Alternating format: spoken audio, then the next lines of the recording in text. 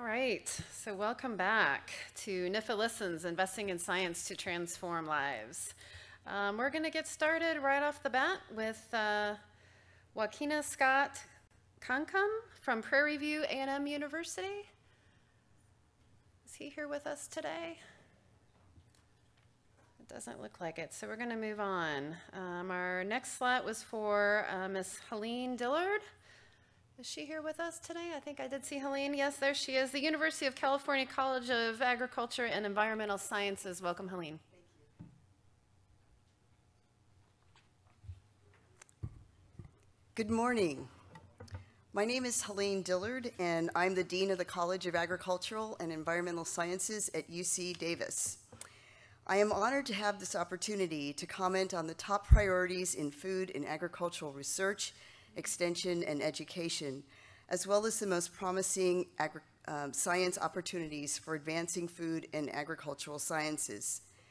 These topic areas align well with our college mission, which is to promote agricultural, environmental, and social sustainability through research, teaching, and public engagement to meet the challenges of global change in the 21st century. Recently, the USDA reported 12.7% of U.S. households were food insecure in 2015, which is approximately 42.2 million people. The Food and Agriculture Organization of the United Nations estimates 795 million people, 11% of the population, were unable to meet their dietary energy requirements between 2014 and 2016. And globally, about 1 in 8 people do not have access to sufficient food. FAO says we must increase food production 60% by the year 2050 to meet the needs of the Earth's population, which is expected to grow from 7 to 9 billion people within the next 35 years. And we have to find a way to feed them using essentially the same amount of agricultural land that we use now. We face a rising demand for animal and other proteins and an increased need for vegetables, fruits, and nuts, which are the basis for a healthy diet. At the same time, fresh water for use in agriculture is decreasing. Thus, there is an urgent need for increased national investment in food and agricultural research, extension and outreach, and education for the next generation of leaders. So let me take a moment to focus on some of those pressing issues. Developing sustainable approaches to food production, increasing nutrition, and providing secure sources of food are absolutely critical.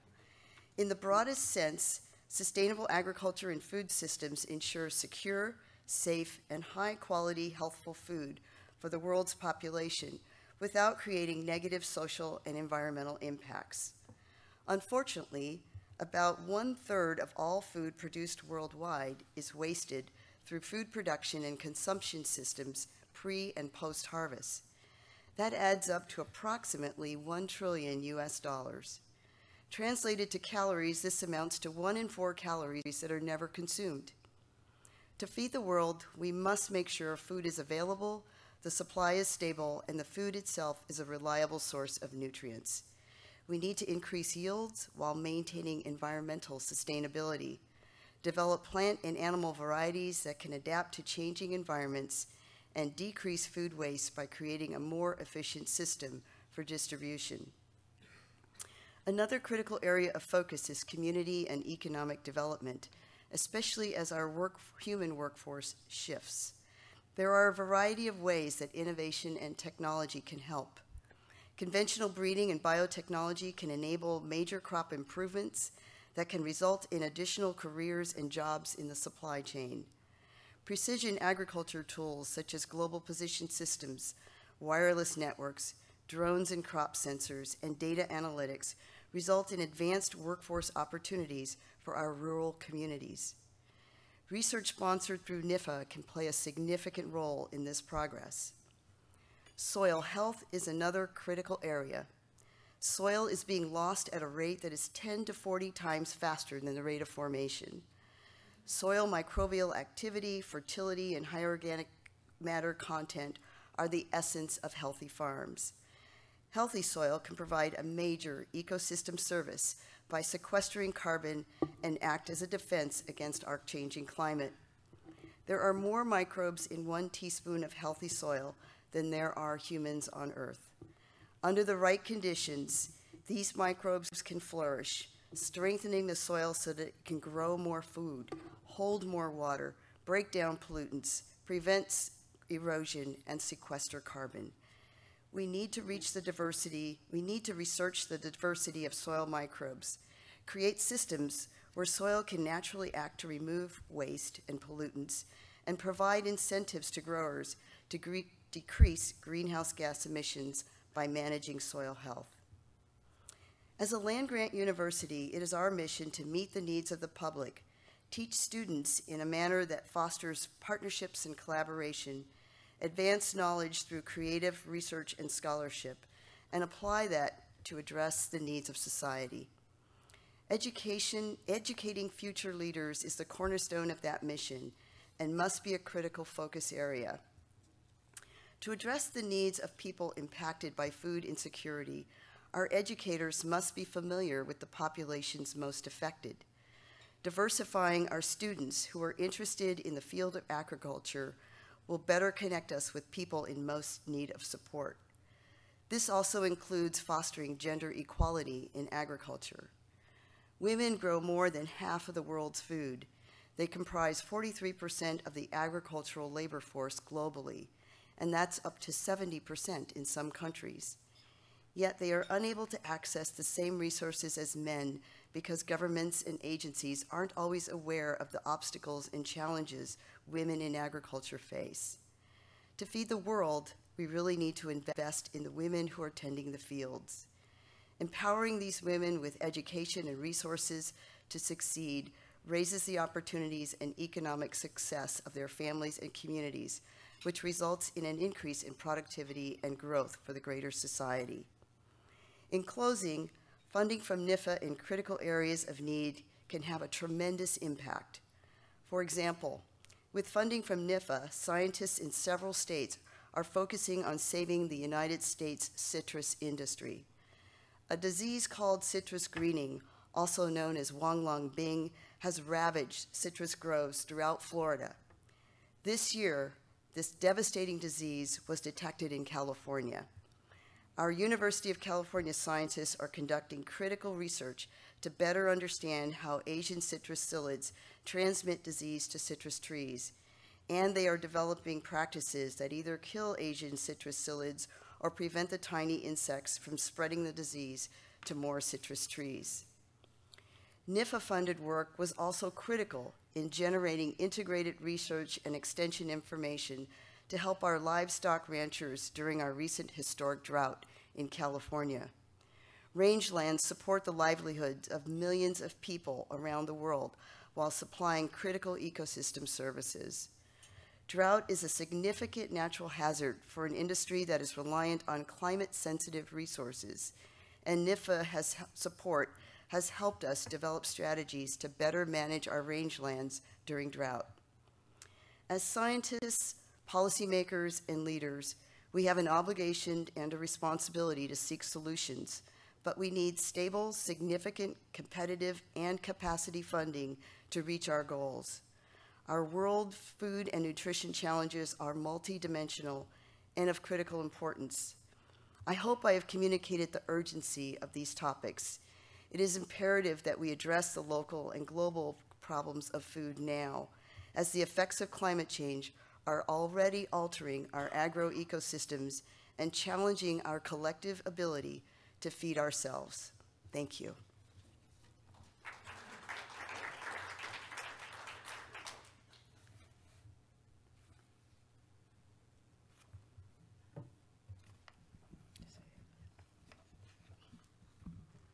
Thank you. Louis Tupas, Deputy Director for Bioenergy, Climate and Environment.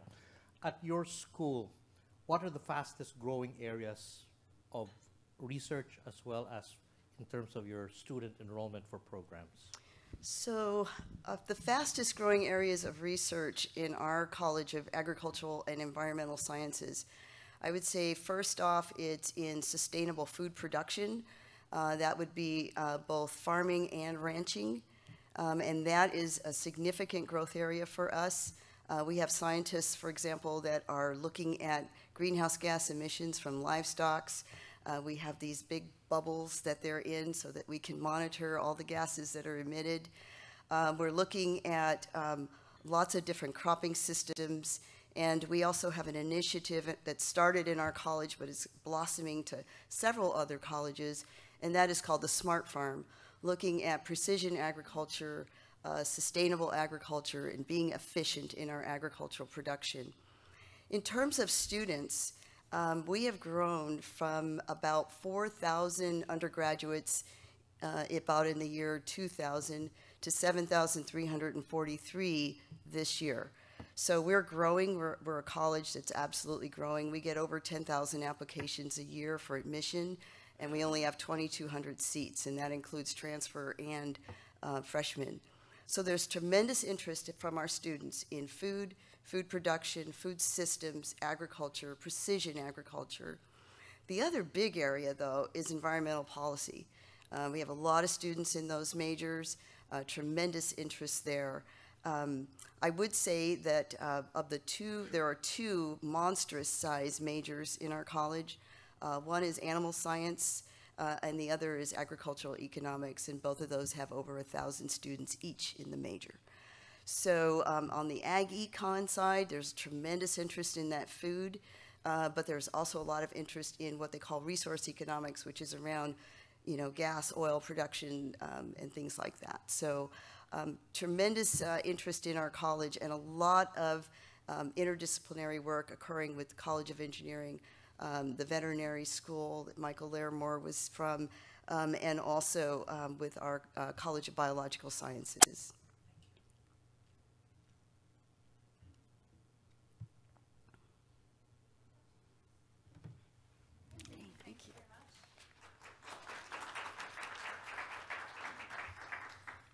Okay, moving on. So is Jane Suby in the audience? Ah, there you are, Jane. Okay, so Jane Suby is coming to us from the California Certified Organic Farmers. Welcome, Jane.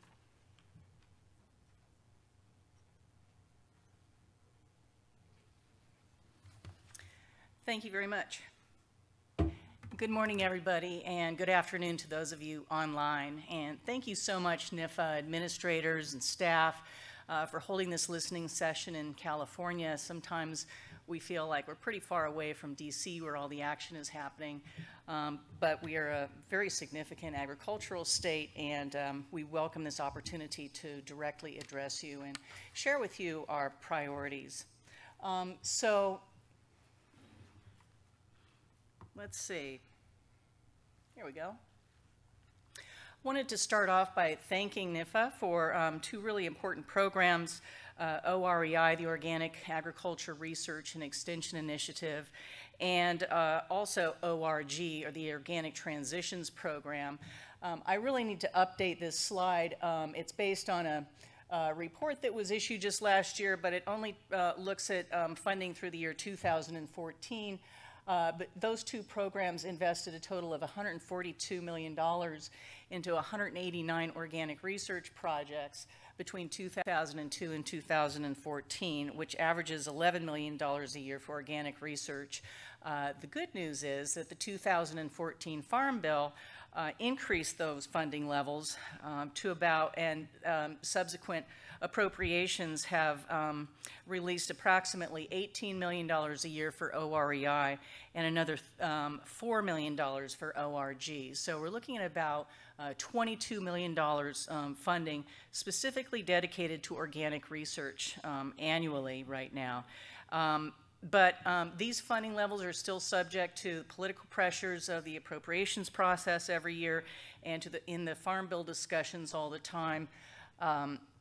We're always having to defend these funding levels every 5 years when the Farm Bill comes up, and then in the appropriations process. And so what we'd like to see is more integration of organic research priorities into other parts of NIFA programs so that we're not so subject to those political vicissitudes. But I also want to let you know that as a nonprofit, we're fortunate enough to be able to engage on all fronts on these issues.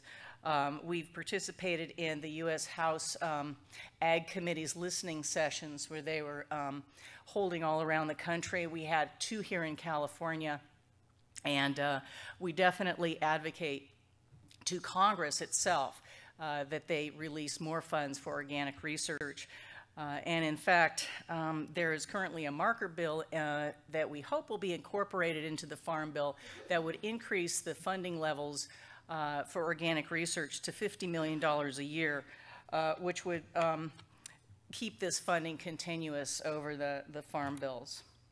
So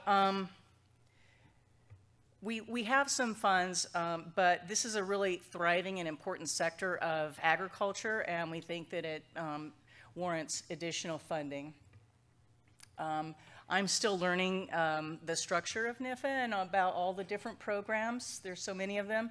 But I took a look, and it seems to me that all of the AFRI foundational programs, all of the challenge areas, the Specialty Crop Research Initiative, the Youth Ag Education programs, and probably many more AFRI programs could easily and productively incorporate organic priorities. So I just wanted to talk a little bit more about what is organic and why are we talking about organic. We hear a lot from the university and agencies about sustainable agriculture, which actually does have somewhat of an official definition, but certified organic production is regulated under federal law. There are a certain set of standards that are in the law, and organic farmers are required to implement specific cultural practices, including crop rotation. They are under legal mandate to not apply any materials that would contaminate the water or the soil, et cetera, et cetera. And they're not allowed to use synthetic inputs. And one of the major differences that we've seen in organic soils is that soils perform very differently when they're managed with biological inputs instead of being managed with synthetic fertilizers. So we're regulated under federal law, have certain practices that farmers, ranchers, and food processors must follow. And this is, at the moment, almost a $50 billion a year industry in the United States. And that $50 billion a year in retail level sales is basically premised on the $7.5 billion of certified organic farm gate production. So overall in the United States, 5.3% of the U.S. food sales are organic, and 82% of U.S. households purchase organic products. Altogether, the federal database managed by the National Organic Program shows that there are 25,000 organic operations in the United States. 14,200 of them are farms. All of these operations could benefit from NIFA-funded research, as well as the consumers who purchase organic products. So to NIFA's second question, studying these topics, these promising aspects of organic farming practices, we believe will advance food and agricultural science for everybody, not just for organic farmers, but a lot of these questions are really important for conventional producers as well. So you've probably heard of the Rodale Institute. They've done a lot of work over the years showing that organic practices sequester carbon, and they've really promoted organic farming as a way ways to mitigate climate change. We've found a lot of studies show that organically managed soils have greater water holding capacity, and this may translate to higher yields under drought conditions. A lot of research also indicates that well-integrated biological systems may produce crops that have better resistance to diseases and pests. So these are some of the promising aspects of organic systems that we would love to see studied a little more so that we understand what's behind these processes and the mechanisms behind this, and just make this information more available to farmers so that they can be more intentional in producing these environmental benefits through their farming practices. So we also have collected some research priorities from a few different sectors of the organic community. First of all, our colleagues with the Organic Farming Research Foundation have been promoting organic research priorities for many, many years, and most recently they've published a National Organic Research Agenda that sets forth these main priorities for organic farmers: building and measuring soil health, crop fertility and nutrient management. That may sound like a no-brainer to people who just want to apply nitrogen, but when you're using biological-based inputs, compost, and you're relying on the breakdown, the mineralization by microbes in the soil, matching up the availability of those nutrients with the crop need is an ongoing challenge for organic farmers. Weed control is the biggest issue ever, always, for everybody. Survey after survey shows that to be true, and clearly that's true for conventional growers as well. So a lot of this comes back to the basic research that we always need to have done, but perhaps done in more of a systems context so that we have a better understanding of what the underlying dynamics are. Breeding crop varieties well suited for organic production is also an important topic. So there are also processor and handler research priorities.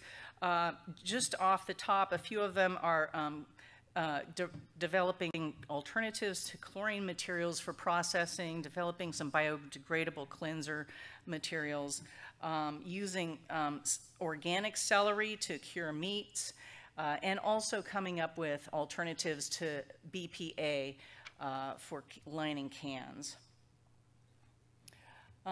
We've also seen that there has been a lack of investment in certain production areas: rice, cotton, and tree nut production, beef and pork production, economics, and the labor needs of organic farmers.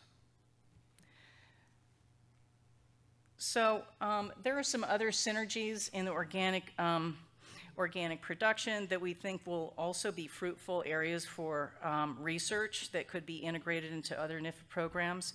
The health implications of measurably lower pesticide residues on organic than on conventional foods. Which farming practices support biodiversity? And there's an ongoing debate around nutrient content in organic foods, whether or not organic foods actually have higher nutrient content. The underlying question is which production practices enhance nutrient content in crops.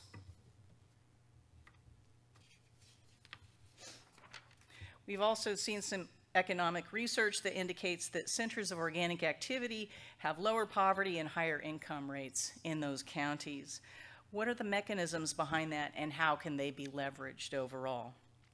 And kind of a stretch topic for everybody to think about, beyond fossil fuels, how are we going to retool our American agriculture in an era when we have increasingly less availability of fossil fuels, and we're going to be needing to base our food production on renewable energy sources? So I'm with the California Certified Organic Farmers. Our mission is to advance organic agriculture for a healthy world. We do this through certification. We are a certification agency. We also do education, advocacy, and promotion. Thank you very much for your time, and I welcome any questions.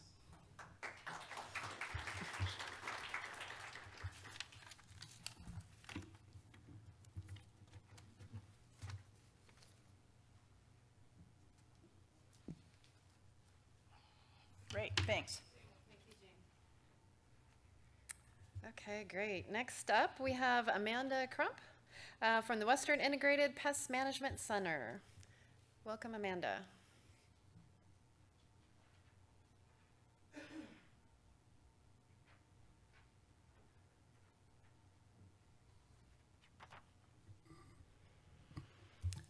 Hi, and thank you for this opportunity to provide a comment today.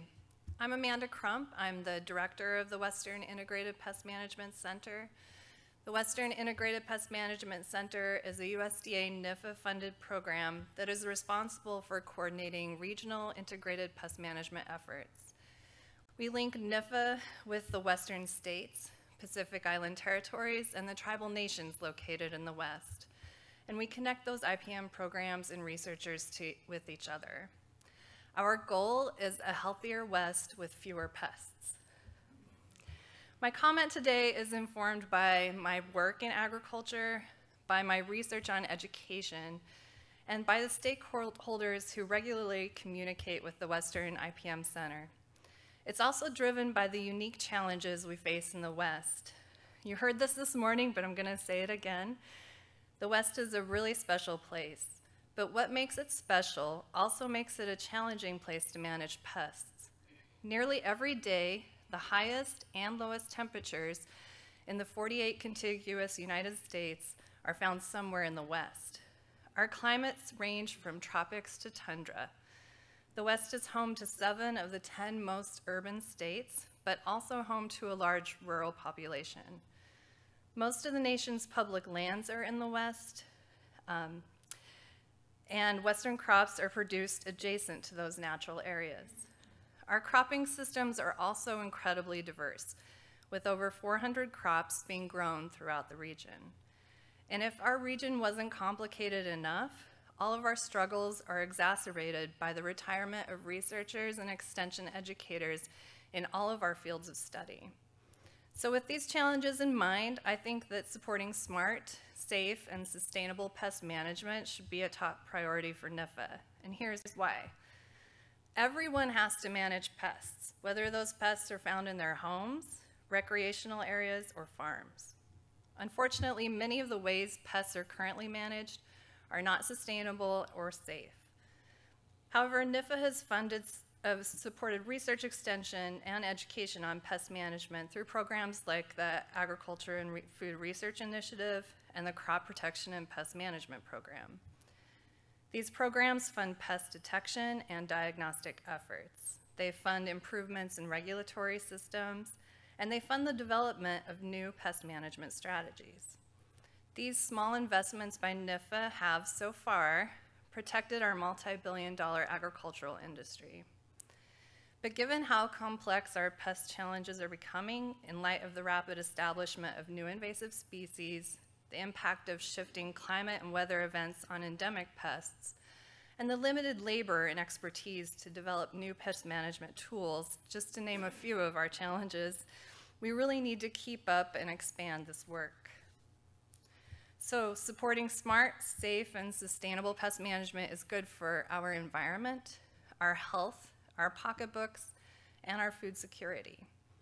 As the Western IPM Center Director, I see 3 big opportunities to advance food and agricultural sciences through investments in pest management. I have degrees in both social and biophysical sciences and manage a very diverse team, some of whom you'll meet later, so I think I have a unique perspective. First, and this was mentioned before, I see great value in creating a space for interdisciplinary teamwork. Look at integrated pest management. It's an integrated discipline where there are rooms for entomologists, plant pathologists, weed scientists, and vertebrate pest managers. But we're also home to ecologists and environmental scientists and economists. But I would argue that we need to start engaging other disciplines too. For example, we struggle with labor availability in the West, and the labor shortage could be addressed through either a technological or a political solution. But those solutions rely on engaging engineers, political scientists, or others, in addition to traditional agricultural scientists. Second, I believe that we have a great opportunity right now to evaluate our previous work and use that evaluation to move agriculture forward. 10 years ago, the U.S. Agency for International Development reviewed old projects it had funded because they knew that research often takes more time to mature than in any given grant cycle. USAID rediscovered a small grain storage technology developed at Purdue University that had been sitting on the shelf for nearly 2 decades. The agency dusted it off and reintroduced the technology, and now it's used in tropical climates throughout the world to keep seeds pest-free. By evaluating our work in a rigorous way, we may find forgotten gems and hidden accomplishments that improve lives and inspire current and future researchers and extension educators. Third, we have to invest in training a new generation of professionals. Not only do we need to train people to do our work, but we need to also be training people in other disciplines to engage with us. The challenges we face are going to be addressed by young and creative people who are committed to environmental and economic justice. We need to mentor and engage them, and we need to structure our communication efforts to develop partnerships with them. In conclusion, I see many opportunities to advance pest management through long-term investments in interdisciplinary teams, evaluating past accomplishments, and developing creative capacity in the next generation of professionals. And I think these 3 things would fit well with NIFA's work and advance its mission. Thank you.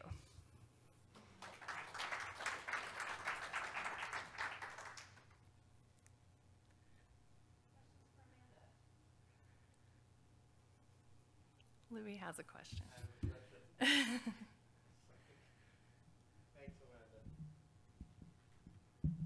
So Amanda, what do you see as the future of the pest management centers? Of the regional pest management centers, I see the future as bright. We are always looking for additional resources to fund the creative things we have to do. But I like to be optimistic about the work we've done. So if you look at the 4 regional IPM centers, and we're doing a really good job of trying to evaluate our the things we've been doing and our contributions to each of our regions. But if you just take the Western IPM Center, I feel as though we've been able to show that by engaging people across each border, by engaging people in different kinds of sectors, for instance, in natural resources and urban sectors, that we've been able to advance integrated pest management. Yeah, so I think this kind of collaborative thing is definitely something that is sustainable.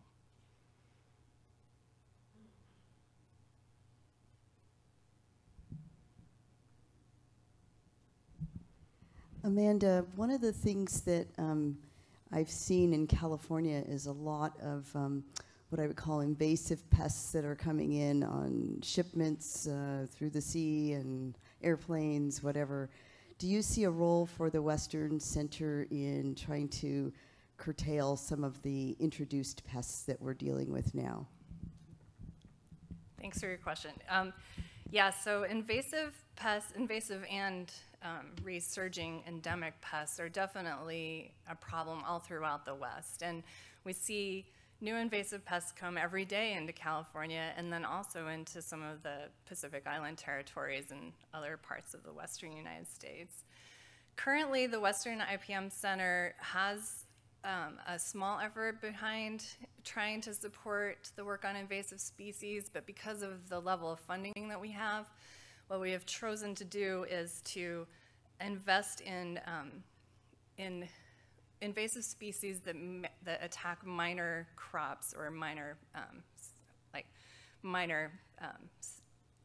cropping systems or situations. So for instance, we don't have nearly the amount of money that it would take to combat Asian citrus psyllid, but we can make good investments to get people on their way to battle pests like coconut rhinoceros beetle, for instance. And so I would love to see the Western IPM Center play a greater role in coordinating efforts regionally in invasive species. And that would be something that I'd love to find more funding to do. Because I think that together with the other partners that we have throughout the West, all the states working together, that we could really do a lot of that good work.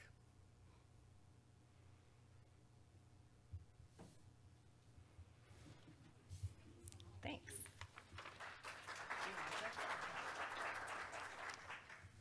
Okay, we're moving right along. Okay, so all right, you ready for some more trivia?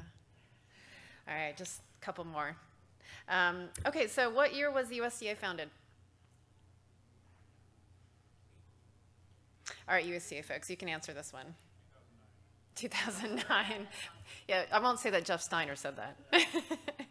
1862. All right, so here's a really easy one. Who is the director of NIFA?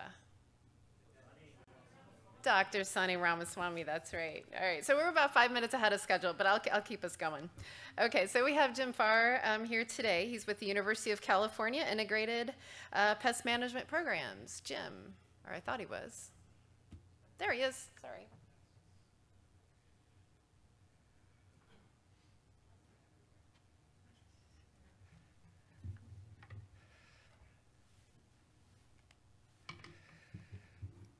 Good morning. Thank you for the opportunity to provide input to NIFA as you plan for the future. My name is Jim Farrar, and I am the director of the University of California Statewide Integrated Pest Management Program. This program is housed in the University of California Ag and Natural Resources area, which was introduced this morning by Katie Panarello. The University of California Integrated Pest Management Program began in 1979 and currently consists of 11 IPM advisors located throughout the state of California and 20 staff in Davis, California, working to translate university pest management science into usable, safe, and effective pest management tools. The program also works collaboratively with cooperative extension specialists and advisors throughout California and with university extension personnel throughout the western states to stay abreast of current issues, avoid duplicative effort, and continue to improve pest management safety and effectiveness.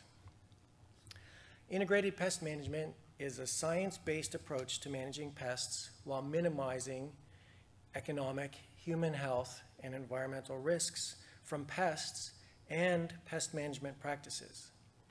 Pests pose economic, human health, and environmental risks, and pest management practices pose economic, human health, and environmental risks. Minimizing these risks while managing pests is the goal of integrated pest management. And I'd like to say also that integrated pest management is system agnostic in the sense that you can apply it to manage pests in any system where you're managing pests, whether it's conventional agriculture, organic agriculture, your yard and garden, or inside the home for pests inside the home. Integrated pest management plays a central role in agricultural sustainability, prevention of food waste, food safety and security, urban landscapes, and residential safety. Examples include interactions between soil fertility, irrigation, and pest management in production agriculture, food waste due to rot organisms or making the produce less appealing, less aesthetically appealing. Pests impact the aesthetics of our urban landscapes and the safety of our urban landscapes. And pests also can also even attack us in our homes and apartments in our beds, like bed bugs. The western states produce hundreds of specialty crops, which Amanda mentioned earlier. These are the fruit, nut, and vegetables necessary for a healthy and varied diet. Some examples include pecans in New Mexico, hazelnuts in Oregon, leafy greens in California and Arizona, table grapes and raisins in California, and hops in Washington and Oregon. Each specialty crop has its own pest and disease complex, and each needs a specifically designed integrated pest management program. The western states also have important challenges with drought, fire, water resources, and increasing urban populations. More specifically, my state, California, is home to 39 million people, produces half of the nation's fruits, nuts, and vegetables, and has some of the nation's most spectacular natural areas. Each is under constant threat from new invasive species like Asian citrus psyllid and the disease it transmits, Wang Long Bing, in citrus, and resurgent endemic pests like bed bugs and pine bark beetles. These are not small problems. Wang Long Bing is currently an existential threat to Florida citrus and may become an existential threat to California citrus. Bed bug infestations drive people to often ineffective and dangerous do-it-yourself remedies. Tens of millions of pine trees have been killed by drought and bark beetles in California natural areas, with implications for fires, watersheds, and ecosystems. IPM programs need to continually adapt to challenges from these new and established pests and shifts in societal tolerance for pests and pest management practices as expressed through laws and regulations. The rapidly changing pest spectrum impacts food safety and supply and can degrade our environment directly through destruction of ecosystems or indirectly through pest management practices. Our ability to respond to invasive and resurgent endemic pests rests on a network of agricultural research and extension scientists working with stakeholders and clientele. This network includes cooperative extension, agricultural experiment stations, land-grant universities, state and federal agencies, and federally funded organizations like the National Clean Plant Network, the National Plant Diagnostic Network, the regional IPM centers, which Amanda mentioned, Sustainable Ag and Research Education Program, IR4, and many others. We need to strengthen these collaborative efforts among pest management experts in plant pathology, nematology, entomology, weed science, and vertebrate pests, and to expand to collaborations with technology experts in robotics, sensors, artificial intelligence, supply chain logistics, and energy to solve today's complex problems in integrated pest management, agriculture, food systems, and urban environments. Much like the biomedical revolution, it is the integration of multiple disciplines into single projects that can lead to transformative innovation to improve pest management, agricultural productivity, food safety, and ecosystem services, while also giving rise to new businesses. Supporting and nurturing both the existing and new types of collaborations will be vital to continuing to meet the challenges of invasive and resurgent pests, and to realizing the potential of new technologies in pest management and agriculture. Thank you for listening.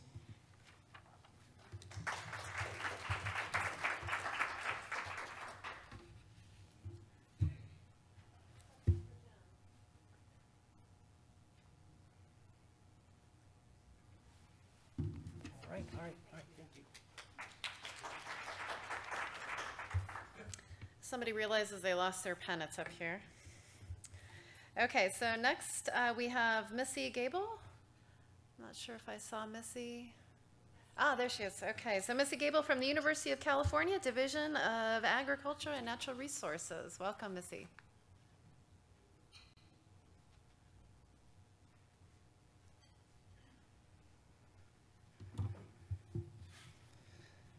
Well, to everyone with NIFA, those here and those who are not physically present in Sacramento today, I want to say thank you for this exciting and really tremendous opportunity for all of us to share our thoughts with you.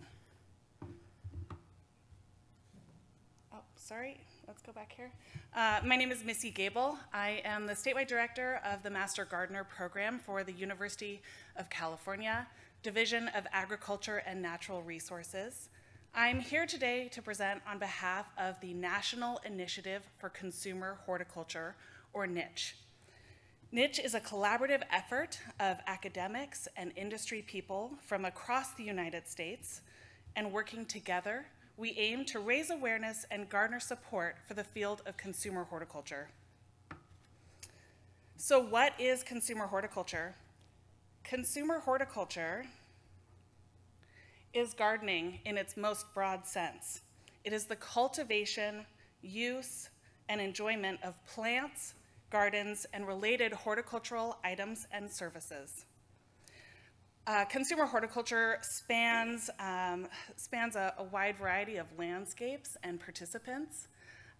It includes anything from container gardens on a backyard patio to large-scale botanical gardens that have massive footprints in our communities. It also spans irrigation technicians to landscape supply producers. As I mentioned, consumer horticulture has participants from all walks of life. Again, the niche effort is a combination of academic industry folks, and we're looking to make impact for those participants in consumer horticulture, including the public and the consumers. Consumer horticulture has seen a steady and reliable upward trend, specifically since around 2008. Millennials are leading this trend, we're very excited to say, and there are incredible opportunities now in the field of consumer horticulture with need for research and extension. Without research in products and service to inform products and services in the field of consumer horticulture, and without the valuable extension work to educate the public and the consumers, we have situations where practitioners of consumer horticulture may be using excessive amounts of water, may be over-applying synthetic products to deal with pest issues, may be inadvertently introducing invasive species that we've already heard so much about today. So I find that there are incredible promising science opportunities in the field of consumer horticulture. I'm going to share just a couple of them with you now. Here in California, an average of 50% of residential water use is in the landscape. And that is a range actually on coastal areas where we have a lot of ambient moisture in the air. Landscape water use is around 30%. But in our urban residential areas, we're seeing 60% of residential water use being applied in the landscape. It's a tremendous amount of our natural resource, valuable natural resource, that is going to the beautification of our gardens and our landscapes and our communities. In times of drought, very strict water usage standards are placed on residents of California. Now, consumer horticulture has the ability to save water, not only through research into new plants, but also into extension areas where we can help the public in adjusting their water standards, in removing unused or unnecessary turf grass, in applying mulch to preserve water content in your soil, and in conducting effective irrigation audits in the home landscape. Also, in California, but it's certainly not unique to California, we have an increasing population. As our population increases, the space that we have available in landfills is decreasing, and we have a tremendous need for viable options to deal with waste management. It's estimated that 30% of items going to the landfill are organic and compostable. So I see promising opportunities, specifically in extension related to diverting green waste from landfills. Also, anaerobic decomposition that takes place in landfills is producing methane gas, common greenhouse gas, according to Cal Recycle. We have an opportunity to come in and help the public to understand how to divert that green waste from their landscape. In a biocycle study, 16 households were able to divert almost 6 tons of green waste in a mere 10-month period.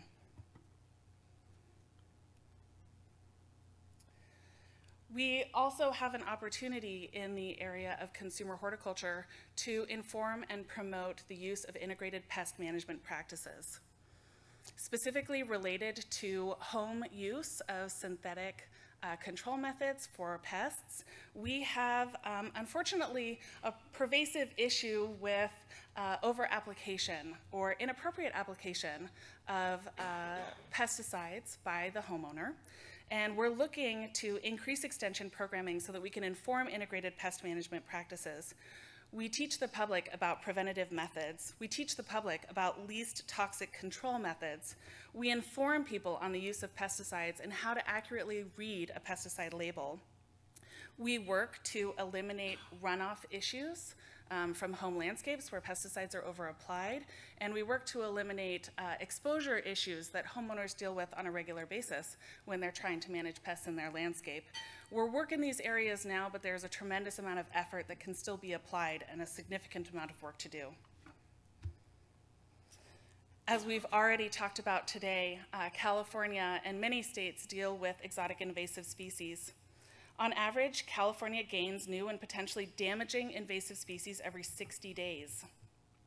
These invasive species threaten agricultural, urban, and natural landscapes. It results in incredible direct economic losses to the state of California, specifically in California, approximately $3 billion, but also massive indirect losses, which costs cannot be calculated. We've heard a little bit about Asian citrus psyllid and the disease it vectors Wanlongbing. Unfortunately, we believe that that was unintentionally introduced to the state of California through smuggled budwood from a homeowner who was looking to augment and make improvements on their citrus tree.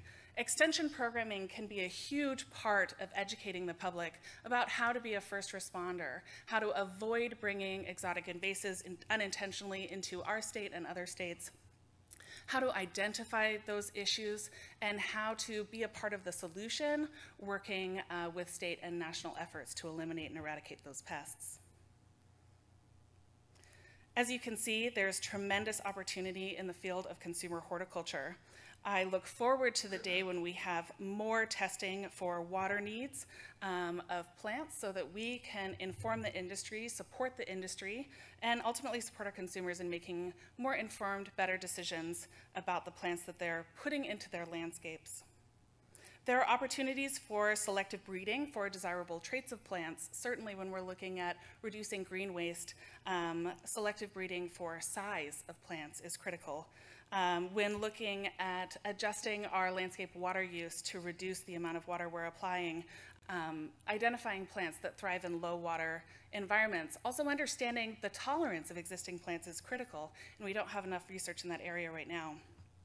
Identifying sustainable practices, educating practitioners, helping people understand that they can and should choose the right plant and put it in the right place. Now, I am going to end on the fact that consumer horticulture has many areas of impact.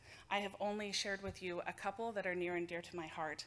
My colleague from Oregon State University, Gail Langeletto, will be speaking to you in a little bit. She's also a part of this niche effort. Again, a collaborative effort to bring awareness to consumer horticulture, and I appreciate the opportunity to share with you the value that consumer horticulture has in our current industry and what we can do to invest in it and support it into the future. Thank you. Any questions?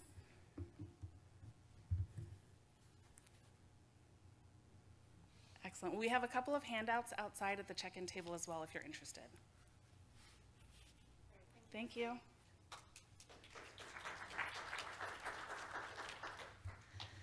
Okay, so next up we have Matthew Bauer. Okay, so Matthew comes to us from the Western Integrated Pest Management Center as well. Welcome, Matthew.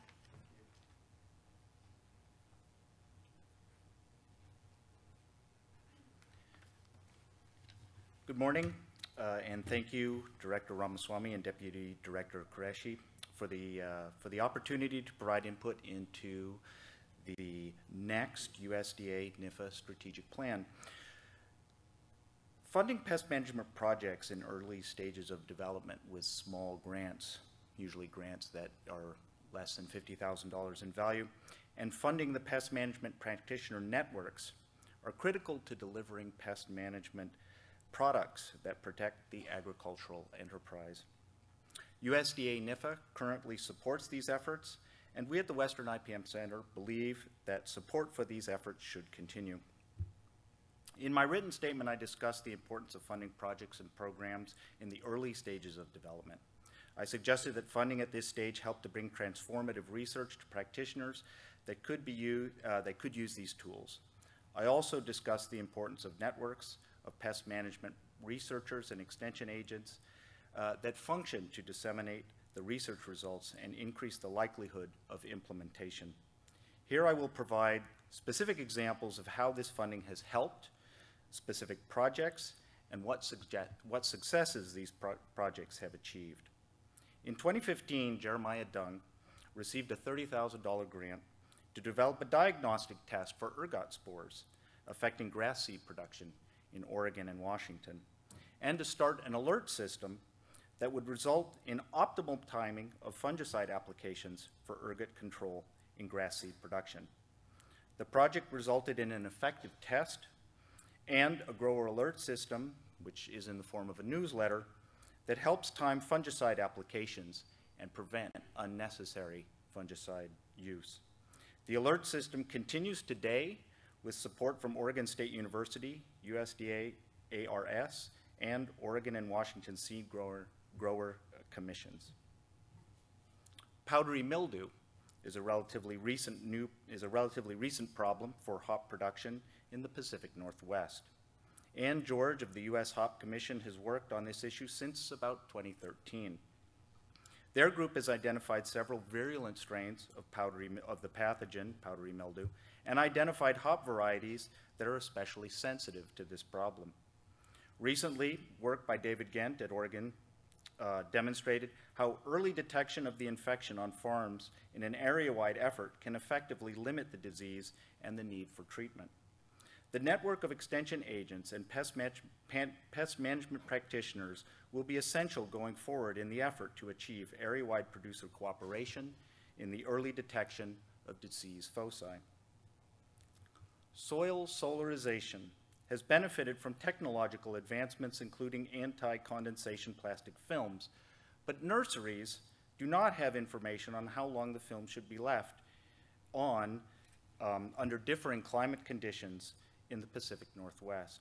So Jennifer Park is working on optimizing solarization for nurseries in the Pacific Northwest and is currently working on mathematical models with the help of Len Coop at uspest.org on developing and validating models for growers to use. In 2010, Marion Murray at Utah State University began surveying tree fruit growers in Utah with a project worth about $7,000. This work continues today, and the survey provides important information for Utah State University IPM Integrated Pest Management newsletter, which provides important information for pest management practitioners in Utah. This Integrated Pest Management newsletter is broadly hailed as one of the best pest management newsletters in the West. The project has attracted additional funding, including specialty crop block grants. Here I've tried to demonstrate with these specific examples how small grants provided through the USDA NIFA and funding of the network of researchers, extension agents, and practitioners helps to deliver important tools to producers that transform how agriculture is practiced today. Thank you again for this opportunity.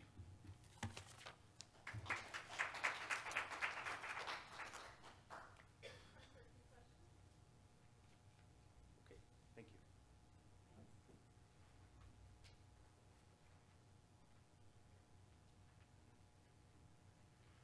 All right, so next up we have Steve Elliott.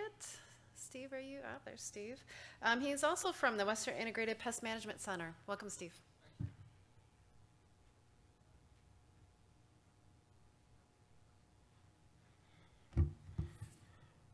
I am from the Western IPM Center. You have heard enough about integrated pest management. I will talk about something different. I've been the communication coordinator at the center for about 4 years and have been a public communicator for more than 30. So I was very, very pleased to see communication as one of the 4 pillars of NIFA's 2014 to 2018 strategic plan, because that properly recognizes the important role communication can play, in taking science from laboratories and experimental fields into the real world where it can improve people's nutrition and food security, quality of life, and economic opportunity. What the old strategic plan didn't do, however, and what a new strategic plan can, and I urge should do, is recognize that the communication should not be an after-the-fact activity that tells people what NIFA and NIFA funding did. Also, the performance measures in the old plan focused pretty strongly on YouTube and Twitter engagement, and that's a very, very narrow. They're measurable, but they're not necessarily the most meaningful measures. Instead, I recommend NIFA focus on ways to integrate communication into its science mission so that communication is a part of the agency's research, extension, and education activities, not an afterthought. By incorporating communication into research, extension, and education, communicators can help scientists create the benefits that they're trying to create, and the advancements that NIFA desires and envisions, not just promote them after they've been done. There's a substantial body of research that shows awareness of an issue, even agreement with it, does not necessarily lead to behavior change. And NIFA's funded a great deal of excellent science that requires behavior change, requires adoption to realize real-world benefits. In areas like reduced tillage, nitrogen and nutrient management, cover cropping, integrated pest management, behavior change is necessary to realize the promise of the science. Communication properly prioritized and executed can help that. There are a number of specific steps NIFA can take to move in this direction. I'll mention 4. Involve communicators within the agency during program and RFA development. Prioritize integrated communication activities in those RFAs and programs. Engage behavioral psychologists, risk management experts, economists, and other social scientists to develop communication plans that go beyond awareness and get to behavior change. And then fund research itself into communication that can help NIFA's overall mission. How can communication help us? Fund that kind of research. A few quick examples of how it's being done. Multiple efforts focused on stopping the spread of invasive species have made it very, very easy for people to know what they're all about. Don't Move Firewood, for instance, is the name of the organization, it's the web address, and it's the message, all in one. Clean, Drain, and Dry is a checklist for boaters to keep aquatic pests from spreading, and Play, Clean, Go, also the name of the organization, tells outdoor recreationists exactly what they can do to keep from spreading invasive weeds and other pests with their bikes, boots, and other outdoor gear. We're looking at a similar idea at the Western Integrated Pest Management Center. Amanda previewed it. Instead of talking about integrated pest management as a thing, as a set of practices that people do or don't do, we're looking to engage people around the concept of smart, safe, and sustainable pest management. We're looking to engage them to explore this idea of advancing this as an easy-to-grasp framework for how to manage pests, almost a philosophy, rather than specific tools or techniques. And rather than the name integrated pest management, which you then have to explain to a lot of people anyway. We want to connect with people through the idea that successful pest management is smart, safe, and sustainable, and then engage them exactly around what those concepts look like in whatever system they're managing pests in, from conventional organic agriculture to forests and rangelands to schools or communities. At the National IPM Coordinating Committee meeting in Washington 2 weeks ago, Sunny Ramaswamy spoke about the need for more communication about food and agriculture. And in an afternoon workshop that same day, that committee endorsed the idea of creating a new position, a national IPM communicator, to connect the dots in the research and the stories that the states and the regional IPM centers are already producing, and to tell national stories that raise the profile of integrated pest management, of smart, safe, and sustainable pest management, to increase awareness and adoption. It's this idea of using communication to advance NIFA's scientific mission and create positive outcomes that I'm recommending here today, because it's something NIFA can do that will help it accomplish everything else it wants to do. Thank you.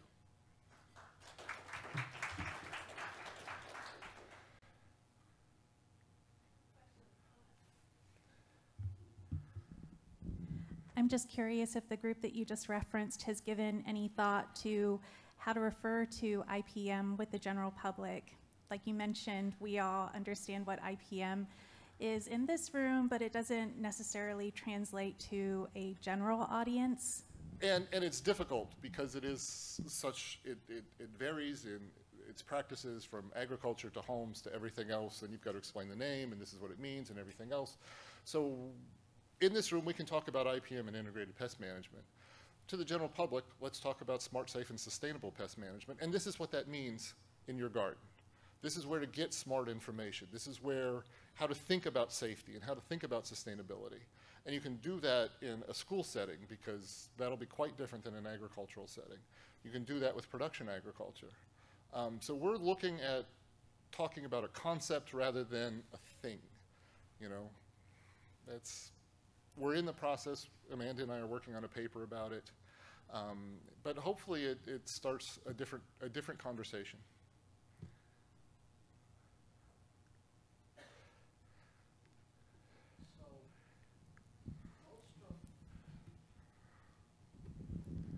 Most of NIFA's integrated projects or programs or RFAs require at least 2 out of 3 functions, research, education, and extension. And our assumption is that we are hopefully asking for proposals which do include communication plan, which do include translation of research finding to the consumers, which do include outreach component as explicit component.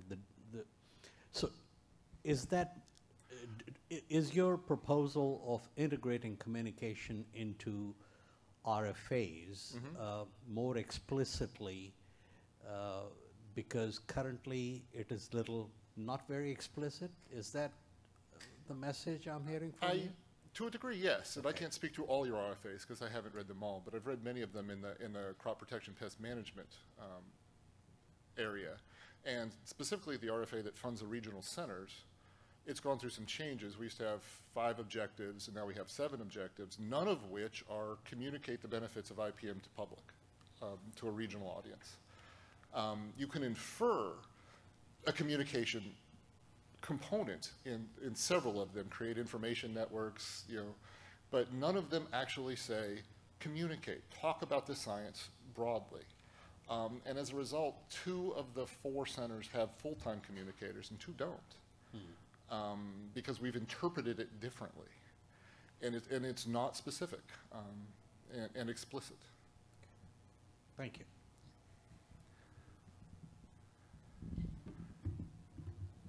Any other questions? Thank you.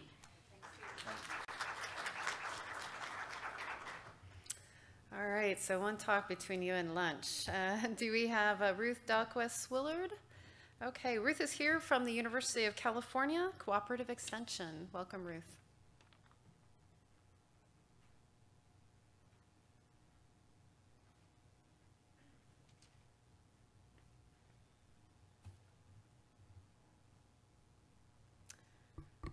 Well, thank you for inviting us all to be here today and to share thoughts about needs and opportunities for research. I'm Ruth Dalquist-Willard. I'm from the University of California Cooperative Extension in Fresno County. I'm the Small Farms and Specialty Crops Advisor. And I want to talk today specifically about specialty crops and particularly new and emerging specialty crops. So California has a huge specialty crop industry, but there's even more crops that we can grow in California that maybe we're not growing now on a large scale. So one thing I want to point out about new and emerging crops is that the research on those crops begins on a small scale. So it might begin on smaller farms or in research trials. Usually doesn't receive funding from commodity groups since there's not a commodity group yet for those crops. And so the small start of those crops is like an incubator that could grow into a larger industry. So one example of that from the Small Farm Program is Manuel Jimenez and also Richard Molinar. Pretty much starting off blueberry production in California. So in 1997, there were only 196 acres of blueberries, and then now it's a large industry. There's the California Blueberry Commission. There's mergers between California companies and Chilean companies. So It really took off, but it started pretty small. And so that's one thing I want to point out in terms of funding is looking at RFPs and when it's desirable to have input from stakeholders and support from stakeholder groups. That might not be the case for a crop that's just starting out. Another example is dragon fruit or pitaya. This is Ramiro Lobo. He's the Small Farms Advisor in San Diego County, and he's been working for years on dragon fruit. Dragon fruit is another thing that's kind of taken off. This is from Jamba Juice, the magic dragon fruit. And they've had this huge promotional campaign. If you go into Jamba Juice, at one point there were all these posters on dragon fruit and its wonderful benefits, this bright pink thing that people weren't familiar with, but through this marketing campaign, they're now more familiar with it. So when we look at emerging crops for California, specifically looking at crops that can address our environmental and economic challenges here. So we've heard a lot of mention of the drought today, so reducing water use, crops that have lower water use requirements. Also when existing industries are threatened by invasive pests or diseases or other challenges, looking for alternative crops. And then we have this huge market potential, I think, in the West and also in the nation for niche and local markets, things like farm to fork, local craft beer, that sort of stuff, and also higher quality produce compared to imported produce, or filling in gaps in availability when produce coming in from other areas is not available locally. And I also think just the more diversification we have in the agricultural sector, the more resilient it is to change, economic change, environmental change, whatever the case may be. So I want to highlight a few crops that people are working on now in either the small farm program or the UC system that kind of fit these criteria of emerging crops that might be able to help us meet some of these challenges. So one of those is jujube. Jujube is a crop that's grown on a small scale in the Central Valley now and also in Southern California. It's drought tolerant, it's got a very low water use requirement, also has currently very low pest pressure, and it has a huge potential as a fruit that could be available for processing. So there's a need for research on processing jujube post-harvest, as well as selecting varieties or cultivars, breeding. There's a lot of newer varieties that are being developed in Korea that haven't been trialed in the United States, including some that are going towards not having a pit, which would make processing a lot easier. And I think jujube has a huge potential as a fruit that's not necessarily for fresh market, but that could be included in things like granola, trail mix, baked goods. When it is eaten fresh, it's not that exciting. It kind of tastes like a dried apple, but when it's cooked, it releases this flavor complex that's sort of like a date or a dried apple or a fig flavor combined. And that's another example of an emerging crop that could be grown on a larger scale if the research was done. Here's another example from the small farm program. If you look at this picture of a coffee farm, that to me looks a lot like Central America. The fog in the background with the hills, the guy picking coffee, that's actually not in Central America. It's in Southern California, in Santa Barbara area. So this is Goodland Organics and Goleta, who's been working with Mark Gaskell to grow coffee combined with avocados. So this is a coffee and avocado farm. And this is an example of a crop that, it's not, you don't think of coffee as being grown in California, but there is a niche market for local coffee production and roasting that can add a lot of value to a small to mid-scale farm operation. So this is a quote from the owner about how he's improved his economic situation through adding coffee to avocado production and the willingness of people to pay for local products. And there's Mark working with the coffee plants. So also tea is another crop that we don't think of as being grown in the United States, but it grows in California. There's actually been, in the 1960s and 70s, there were trials of tea plants at the Kearney Agricultural Research and Extension Center in Parlier, California. So that's Jackie Gervais-Haig at UC Davis Chemistry Department, and then Jeff Dahlberg, the Director of Care, with one of the original tea plants that was planted down there. And then over here, it's a farm in Northern California of someone who's growing their own tea. It's Golden Feather Tea Farms. So that's something that it's not going to compete with, obviously, overseas imports of tea, but there are local markets that that could potentially be accessed for local U.S. grown or California grown tea. And there's also potential for water savings because deficit irrigation of tea could be done for particular flavor compounds or quality that could also result in water savings. And then this is a crop that I'm working on now, moringa. Anybody heard of moringa? So it's usually known as a crop that's promoted overseas for agricultural development work, but it's actually grown in California also.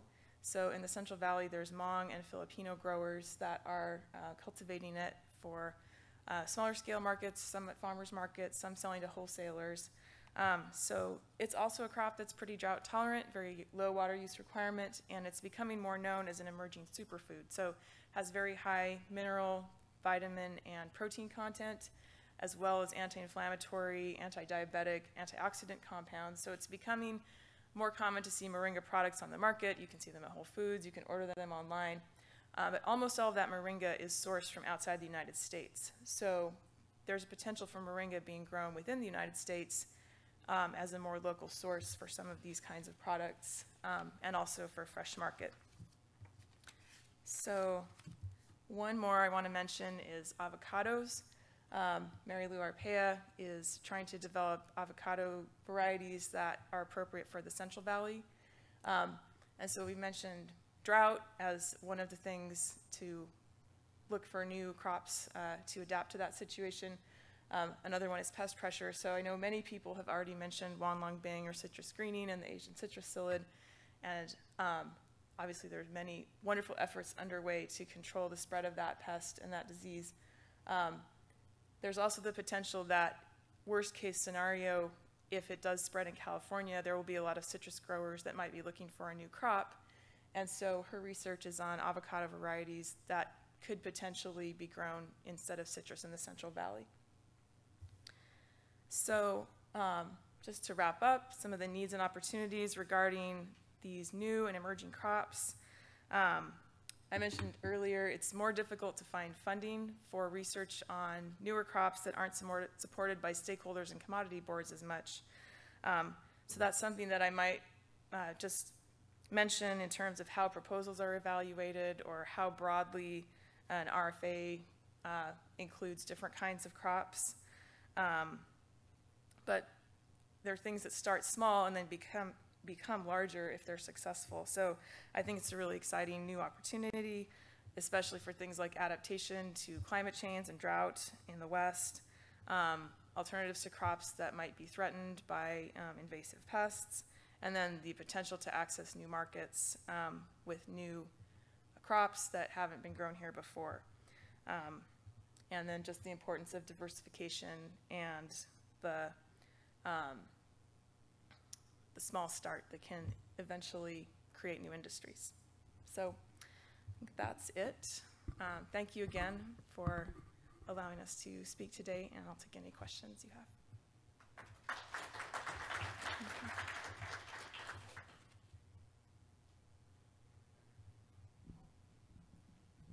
It was a comment, really, that most of these emerging crops that you noted are perennials.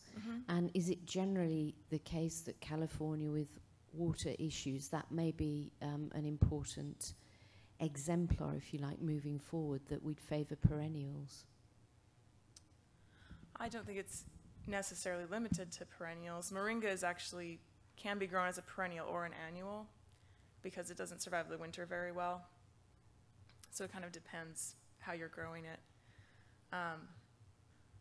Yeah, that's a good question. I think it's true that those are all perennials. I don't think it necessarily excludes annuals, though.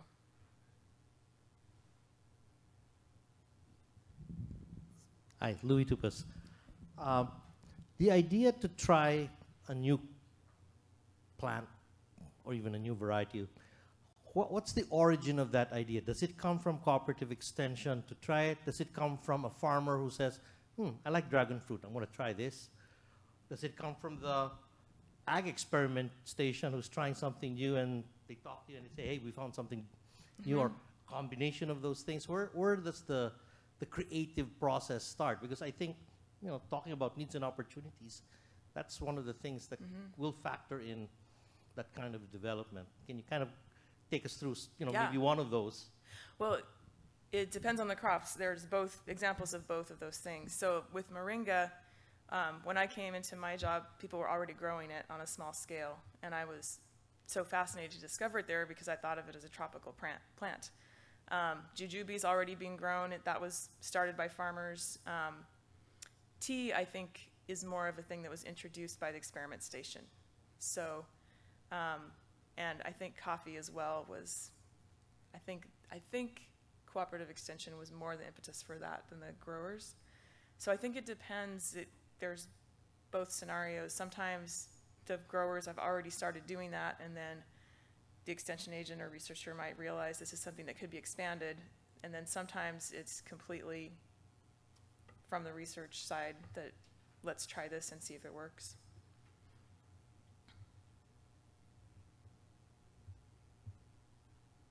Okay, thanks.